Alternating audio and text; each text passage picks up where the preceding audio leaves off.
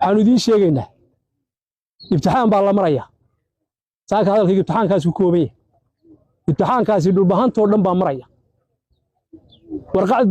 cad baa nin kastoo dhulbahantaa iyo reer kastoo dhulbahantaa iyo garaad kastoo dhulbahantaa loo dhiibay ciddii imtixaankaa ku baastaa qaybtii koowaad imtixaanka waa la soo maray dad baa ku dhacay dadna waa ku baaseen dadka waxaa weeye ku baasay iyagu waxaa weeye imtixaanka labaad ee weyn ee loo gudbayo waxaanu ka baryaynaa ilaahay inuu ku sii baasiyo inta ku dhacdana waxaanu leenahay ilaahay imtixaanka labaad hayd ku baasiyo waayo waxaa weeye warqaddaasaa lagu xisaabtami doonaa waxba laysu qarin maayo hadal meel laga yidhi iyo imtixaan laysu qashayo midna dhici mayso hadal meel laga yidhina waxba ma xoreeyo waxaa weeye rag khubraa baa jooga dagaalku markuu dhammaado ee dalkeenna innagu aynu madax bannaanaanno warqaddaasaa lala soo baxaya warqaddaasaa wax lagu saxaya taa ma garateen waxaa weeye ninkii warqaddaa reerkii isagu imtixaankaa ka hadha ama nusqaan laga dareemo ragga imtixaanka saxaya afarta koona laga fadhiya waxaa weeye hadhowta boodhaddaasaa lagu dejinaya reer hebelow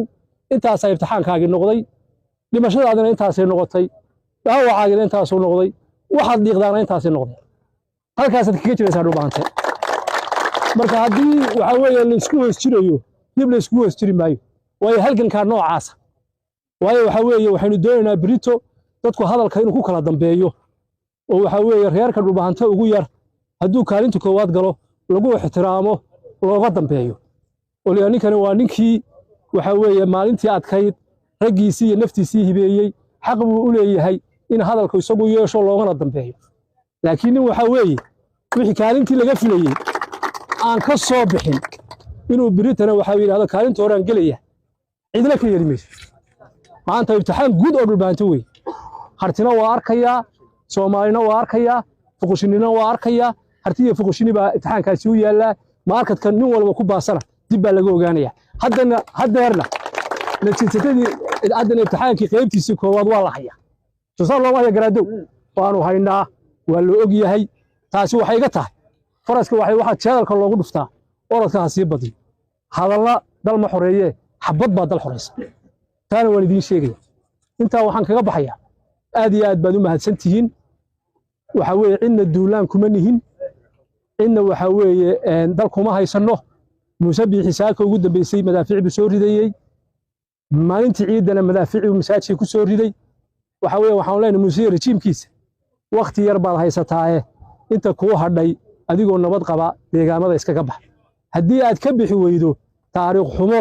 iyo annagoo dhulkayaga xukuman indhahaaga oo shana baad arki doontaa dadka inta kale beelaha kale ee aanu dariska nahay iyaga ilaahay hadda waxba iskuma hayno ceelkii carshintii waanu wada joognaa wax dhibaataa kuma aragno laakiin muuse bixiye rejiimkiisu waxaa weeye xaaladiisu meesha ay marayso annana ay marayso waa taanu qorraxda u taagannahay waxaa weeye insha allah khayr bayna ku dambaynaysaa waana guulaysan doontaan idinku dhulkiinnii xukuma waadna arki doontaan qabyaaladii faa'iido ma leh waxaa weeye laakiin annaguna cidna qabyaaladaynayn waxaa weeye ciddii naga hortimaadee dhulkayaga nagu haysatay ee taladeedii waxaa weeye nagaga hortimi ee markaan anagu dalka joogna wax naga weydiin weydey maantana waxba ka weydiin mayno garaad hebel baa waxaa qoray mas-uulka maaha annagaa meeshan xukunna adeer taan anagu nidhaahno baa ka shaqaynaysa nin kale wuxuu yidhahda ka shaqayn mayso dalkan fuqushini iyo dhulbahante iyo dhammaan SEC oo dhan baa iskale annagaana garaado ah taayadaa soconaysa uusow ta soconaysaa waa tayda weyn shafaan ninkii isagu taa yeeli waayaa ee meel kale ka durbaantumana almidaac waasac baanu leenahay go'aankaa ay sheegeen saraakiishu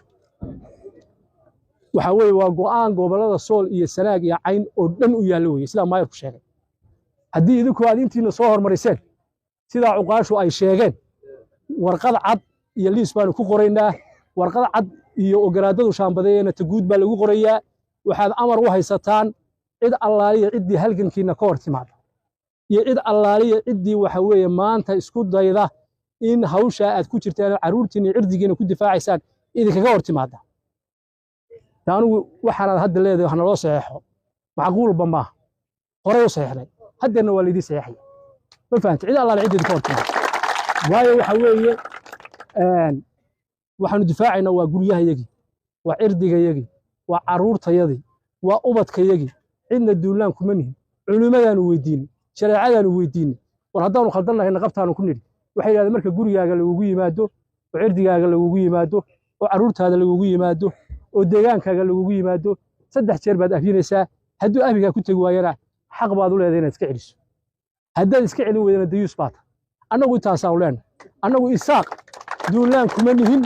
laakiin muuse bixiye rajiimkiisa waanu iska celinaynaa waanu iska celinaynaa gurbad joogtana waxaan leeyahay hadal baad haysaan hadal weliba kuwa jaacasiyaad maanta miidiya u mariya waxbaynu ku ballannay waxaynu ku ballannay golaha dhulbaantaa ka sheega ama keena